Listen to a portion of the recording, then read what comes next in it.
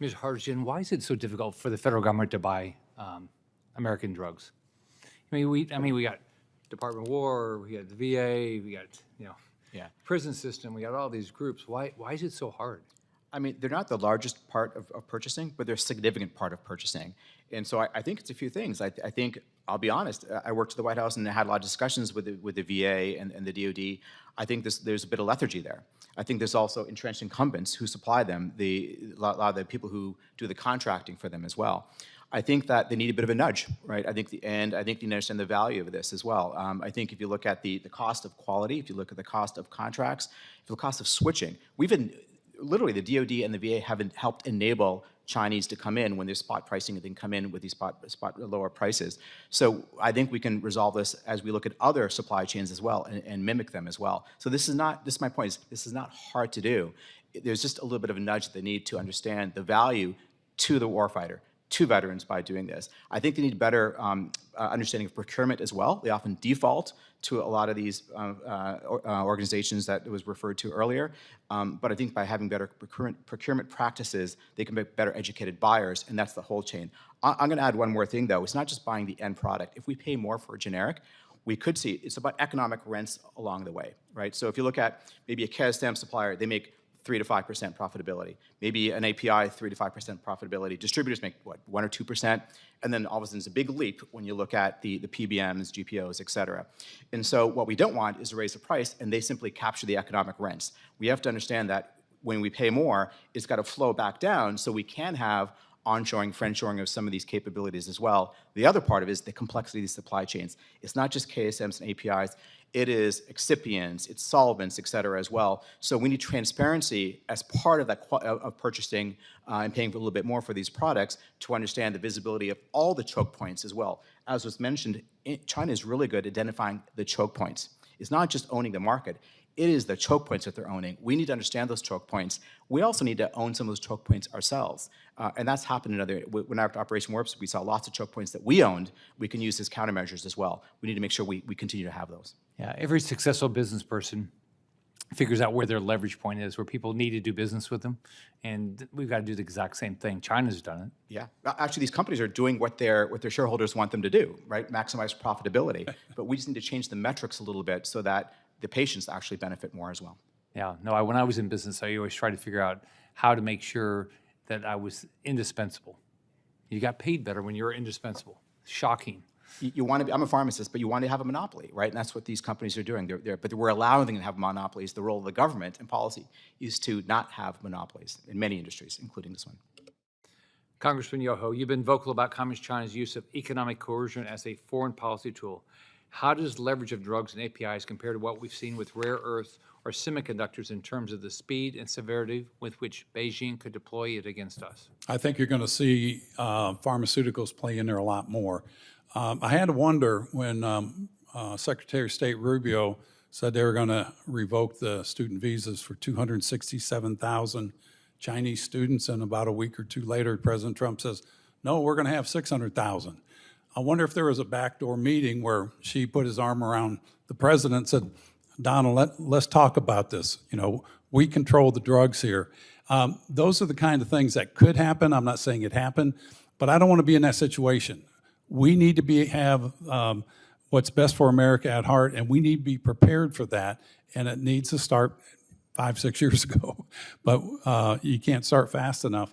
And so I think that kind of leverage is something you're going to see. We've already seen them do it with the rare earth minerals. They've done it to Japan. They've done it to us. And it's only going to ramp up as things escalate. So there are companies and lobbying interests that benefit from keeping Chinese drug supply chains intact and resist reshoring efforts, as we heard, right? Congressman, you've never been shy about naming those names. Who are the players most invested in maintaining or enforcing the status quo, and how should Congress think about their influence as it considers legislation? Well, I think your big pharma companies that have the lobbyists that come up here, you know, again, I think those companies ought to be held accountable. If you bring in a tainted drug, I mean, when I was practicing as a veterinarian, melamine was being put into the dog food, killed thousands of dogs, does kidney damage, but there's over 300,000 people in China that that was fed to in their baby formula. And, there was a handful of people died, but what about the long-term health risk, chronic kidney disease and things like that? So I think you need to call people out and say, if you're going to sell this drug into my market, if it's tainted, it goes back to you and you're going to be 100% reliable or liable for this. It's hardball, but I think this is time to play hardball. I'll guarantee you, if you go to those manufacturers and the CEOs of those companies and you tell them that, these are the new rules. And I think we need to really put the pressure on the FDA, but it's going to require legislation so that another administration doesn't waive those FDA rules. If Congress mandates that, says this is how these drugs will come into this country, I feel better. I'll feel better in the future. Ms. Gibson, how has the lack of accountability for foreign manufacturers allowed subpar drugs to enter our market? Because they can, and we're buying only on the basis of cost, irrespective of quality. And if I may, Senator, your question about why is it so hard for the DoD to do the right thing? In 2019, as a private citizen, I had this idea that since so much of our manufacturing base was decimated, I came up with a core of an idea for an executive order, and it's very simple. It's what China does. And that was the DoD, the VA, and HHS should give priority to US-made generics in their procurement process. It turns out that got into an executive order signed in August 2020. The same day that that executive order came out, there was a press release from the Pharma Trade Group. And this was during a pandemic when we were rationing drugs. And the comment was that, and just for essential drugs, that this would cause chaos and it would destabilize the global supply chain. That same year, the Generic Trade Association came out with almost the same wording. It would cause instability. And 2 days after that statement came out, the Chinese president at a G20 meeting said, we have to ensure that global supply chains remain stable.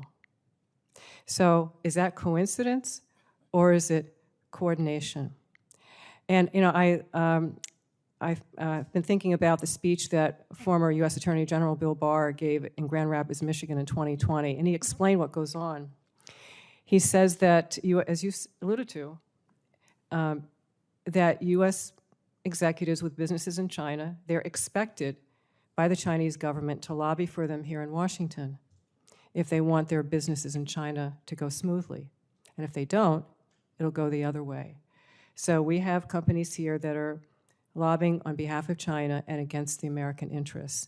And so that executive order is still active, but nothing's been done. And we just need to say it. This is the directive, and it shall be done. And to help them, the different departments actually execute on those executive orders. Mr. Chang, you've argued for years that the Chinese Communist Party pursues comprehensive national power through means that Western policymakers consistently underestimate. In that framework, how deliberate and how dangerous is Communist China's dominance of the global pharmaceutical supply chain? Mr. Chairman, we know what the Chinese have done with rare earths, and there they don't even have 100% monopoly. So given that they are maliciousness, then clearly this is the next item to be concerned, for them to actually weaponize. And we can go back and look at the Communist Party's policies towards the United States. We can see what they say. We can see what they have done. And it is malicious. And we as Americans have refused to acknowledge that because we have wanted to integrate the Chinese into the international system. We've wanted to get along. And because we're a democracy, we are slow to recognize threats. So that is where we are. And so to answer some of the previous questions, as the Congressman has said, we just need to acknowledge the aims of the Chinese regime and deal with it with the determination and vigor that is necessary. And one of those things you mentioned, were you talking about accountability? why don't we make drug makers strictly liable for the damages caused by pharmaceuticals that are manufactured abroad and imported into the United States? That is not an unreasonable thing to do because we had about 150 Americans die in 2008, 2009 because of adulterated heparin that was made in China. We had another problem in 2019 with Xantax and other heartburn medications. So this is a problem that continues. And because we know that the Chinese will weaponize every point of contact with our society, it is something that we need to do. If we do this, I think that drug manufacturers are going to shy away from importing from China, and they will rush to make in the United States or in jurisdictions where they have confidence. So that's one of the things that we can do to onshore as quickly as possible. As I mentioned with regard to Senator Tuberville, there's going to be a period of vulnerability because the Chinese do have this 100% monopoly on perhaps 800 pharmaceuticals, and we can't ignore that. But we can do all we possibly can in the interim, and that means we've got to move fast. Ms. Gibson, when you first began research in China RX, what was the reaction from the drug industry, from government officials, and from the medical community? Denial. They weren't accepting? They weren't saying, good job? No, there was all this clamoring about, oh, no, the numbers are wrong, it's not that high, and there was a lot of manipulation of that. But China RX was very well researched, and I got the information from the actual manufacturers, the people in the manufacturing plants. They know what's going on. They know where product comes from. They know where they have to get their key starting materials and antibiotics. It doesn't come from the lobby groups and the researchers. So it was absolutely sound. In fact, right before the pandemic hit home here in early 2020, I was with a group of pharmaceutical engineers, great people with 150 years experience, and went around the table and said, okay, so what percentage of our key starting materials for the drugs we need to treat all these people who are going to get sick and be hospitalized? They all said 90%, 95%, 90%. So that's it. So there was, but you know, what I'm really pleased at, Senator, is that now everybody in Washington knows about APIs, and they know that APIs don't fall from the sky, that they're made of key starting materials and where our dependence is. So I consider that partial success, but we have such a long way to go. And if I may say something about this product liability issue, you know, if you have to go buy tires for your car and you go to a retailer and there's 15% of those products could blow out while you're going 60 miles an hour on the Beltway, the market fixes that. It fixes it through reputational, a risk, and also product liability. And I believe we need to move not just from a regulatory point of view, but from a market signaling point of view, that this is not acceptable, that you are putting products on that are harming people. And we have, you know, arsenic is arsenic. Thallium is thallium. You can't debate that. And there was secondary testing to verify these findings for the DOD. So I think we need to send this market signal that this is not acceptable and begin to use those tools. Mr. Harjivan, is Communist China moving up the drug chain from generics to brands, and what risk does this pose to our national security and patient access to medications? And I think what you'll say is they're going further than that. They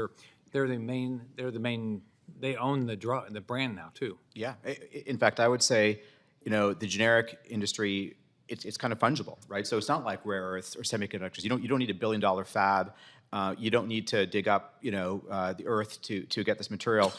The KSMs and APIs could move pretty quickly if we have the right incentives over here. It's not a supply chain issue, it's a demand issue. Now, for them moving up the value chain in life sciences, to me, that's an existential threat because they're moving very fast in this area. If you look at the number of different publications that they have, if you look at their work on gene therapy, look at advanced manufacturing, it's tremendous how quickly they are moving. What they're doing, though, is they're putting the right incentives for those technologies to move ahead at a rapid pace. They're putting in very quick regulatory standards. Sometimes they're not that great, but often it's because they're putting in innovative regulatory standards that actually are of high quality, not poor quality, but they're using innovation around the regulatory standards, which we should adopt. Around quality, I think there's actually innovation there that can occur as well. when I worked in Operation Warp Speed, we were able to remotely look at manufacturing quality. We didn't have to do inspections necessarily. We could remotely monitor quality. That's advanced a lot in the last 5 years, and so we can reduce the cost and have real-time monitoring of quality. The big CDMOs do that already. We can require that of China, and by the way, India is a big problem here too. We could do that of India as well. And so I think there's cheaper solutions. Again, innovation is the key. And I'm telling you right now that the next 50 years is going to be all about the biology revolution. And if we don't invest right now, it's going to be really important. I think the other part is they invest, but they're sclerotic. They invest top down, and we've got a wonderful, flexible capital market here, but we're not leveraging it. We need to leverage it much more efficiently in creating demand mechanisms for these products, for innovation, and then standards again. I think we can do it, but we're not focused on that right now, and that's a big problem. Ranking member. Okay. All right. I want to thank everybody for being here. I think this is unbelievable. Important issue. I want to thank the ranking member for being a partner in this. I'm actually optimistic. I actually believe that the American public is getting more informed. I think the Congress is clearly getting more informed, and I think we're going to get something done. If you take a pill every morning for a chronic condition, there's a very good chance that pill was made using key ingredients from Communist China. There's also a good chance that you, your doctor, your pharmacist, and even the FDA have no way of knowing for certain where the pill ingredients come from, because we don't require disclosure. And by the way, if anybody feels comfortable with putting something in their mouth from China, I think they're a fool. The standards in China are despicable. Whether if you're buying food from China, I think it's unsanitary. The conditions where things are produced is horrible. Unfortunately, Congress has failed to demand transparency, and for 30 years, lawmakers have prioritized the lowest possible price over everything else. And I think what Mr. Chang said, I think a lot of people thought, oh, we're going to bring China into the fold and all that stuff. It never happened. COVID-19 showed us what happens when we do that, and the system breaks. 37 factories that made ingredients for American medicines shut down, and the shortages hit within weeks. The Chinese government is despicable. They nationalize its own medical supply production and decide who got what based on politics, not need. That was a warning. We didn't take the hint. This hearing is meant to change that. Our incredible witnesses today made a clear, documented, evidence-based case that what we are dealing with is not market inefficiency.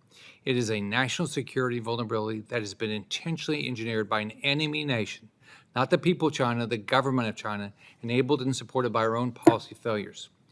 The solutions aren't a mystery. Mine and Ranking Member Gillibrand's Clear Labels Act is a first step. Soon we'll have legislation on closing loopholes in our system and finding ways to support additional domestic manufacturing focused on federal procurement. The seniors of our country didn't create this problem, but they're the ones paying the price. And this committee is committed to fighting for them and for solutions. If any senators have additional questions for the witnesses or statements to be added, the hearing record will be open until next Wednesday at 5 p.m. I want to thank everybody for being here.